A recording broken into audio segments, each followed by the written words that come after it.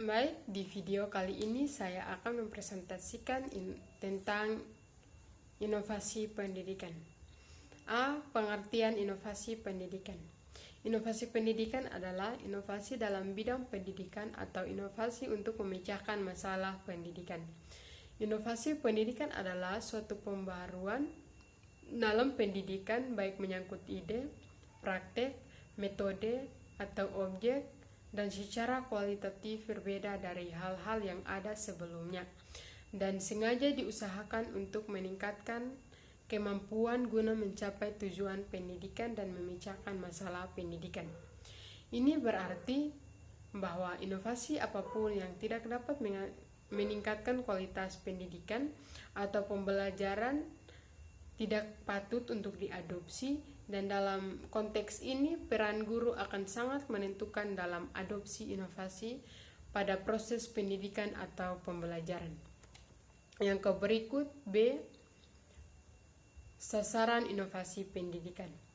Faktor-faktor utama yang perlu diperhatikan dalam inovasi pendidikan adalah yang pertama guru, siswa, kurikulum dan fasilitas, dan program atau tujuan. Yang pertama, guru. Guru sebagai ujung tombak dalam pelaksanaan pendidikan merupakan pihak yang sangat berpengaruh dalam proses pembelajaran, dalam proses belajar mengajar. Yang kedua, siswa. Siswa sebagai objek utama dalam pendidikan, terutama dalam proses belajar mengajar, siswa memegang peran yang sangat dominan. Yang ketiga, kurikulum.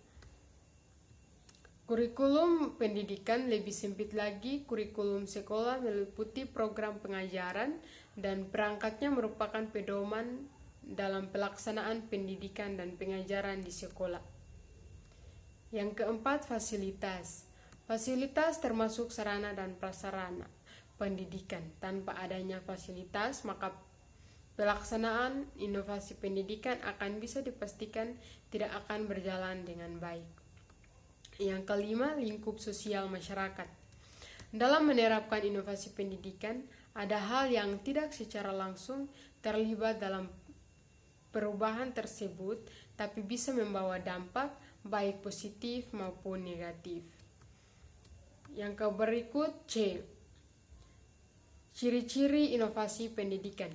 Ciri-ciri inovasi pendidikan dapat dikenal dengan beberapa identifikasi, antara lain yang pertama, ketika masyarakat atau orang tua mulai sibuk dengan peran keluar sehingga tugas pendidikan anak sebagian digeser dari orang tua pindah ke guru atau dari rumah ke sekolah.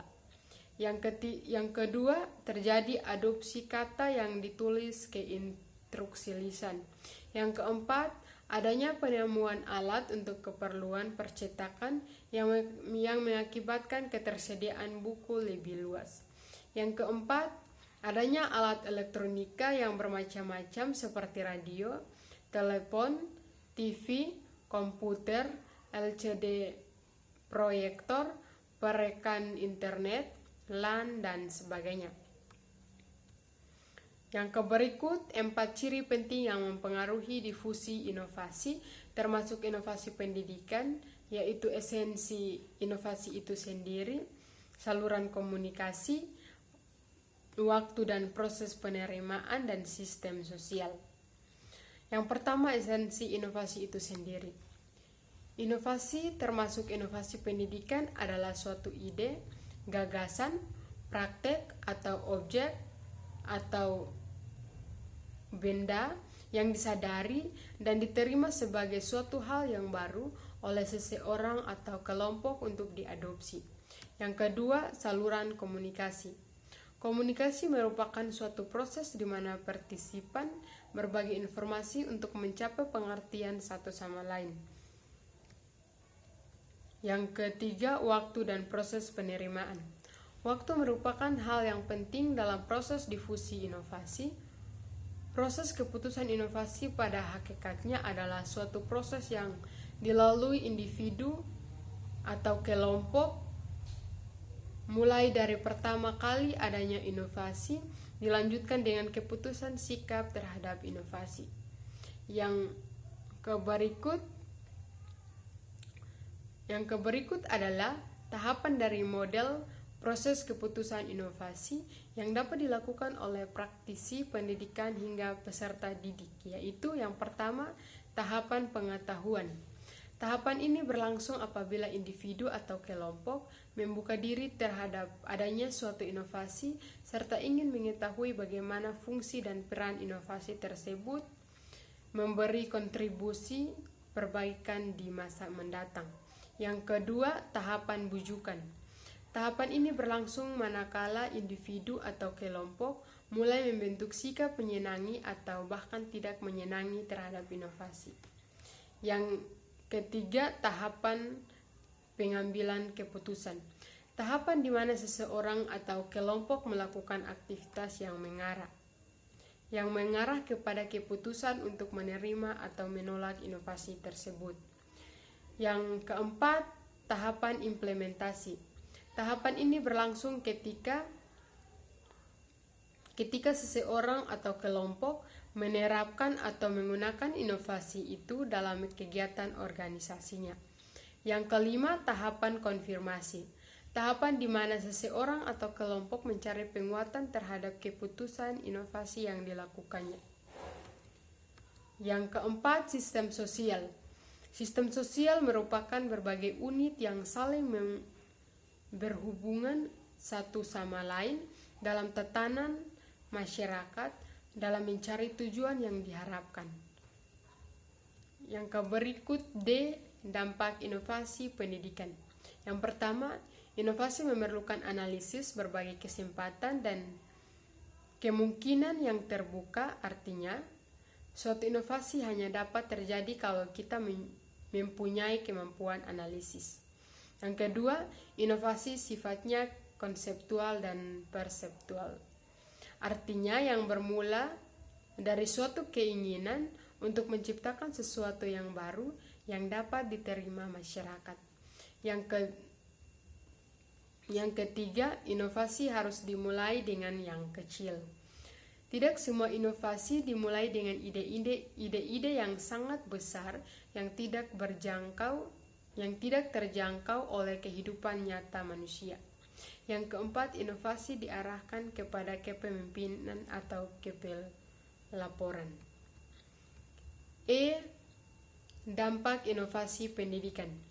Dampak positif dan negatif inovasi pendidikan. Yang pertama, bidang teknologi komunikasi mempunyai peran yang sangat penting dalam bidang pendidikan antara lain. Yang pertama, munculnya media massa khususnya media elektronik sebagai sumber ilmu dan pusat pendidikan. Yang bagian B, munculnya metode-metode pembelajaran yang baru yang memudahkan siswa dan guru dalam proses pembelajaran. C, sistem pembelajaran tidak harus melalui tatap muka. Dengan kemajuan teknologi, proses pembelajaran tidak harus mempertemukan siswa dengan guru, tetapi bisa juga menggunakan jasa pos, internet, dan lain-lain. Di samping itu juga muncul dampak negatif, yaitu penyalahgunaan pengetahuan bagi orang-orang tertentu untuk melakukan tindak kriminal. Yang kedua, bidang informasi dan komunikasi. Dalam bidang informasi dan komunikasi telah terjadi kemajuan yang sangat pesat. Dari kemajuan dapat kita rasakan dampak positifnya antara lain. A, kita akan lebih cepat mendapatkan informasi-informasi yang sangat akurat dan terbaru dimanapun melalui internet. B, kita dapat berkomunikasi dengan teman maupun keluarga yang sangat jauh hanya dengan melalui handphone.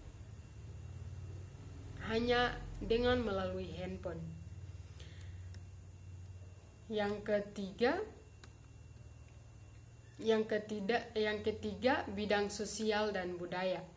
Semakin banyak wanita yang memasuki bidang politik sebagai anggota parlemen, senator, gubernur, menteri, dan berbagai jabatan penting lainnya. Meskipun demikian, pengaruh negatif pada aspek budaya yaitu A. Kemerosotan moral di kalangan warga masyarakat, khususnya di kalangan remaja dan pelajar. B. Kenakalan dan tidak menyimpang di kalangan remaja semakin meningkat, semakin lemahnya kewibawaan tradisi-tradisi yang ada di masyarakat.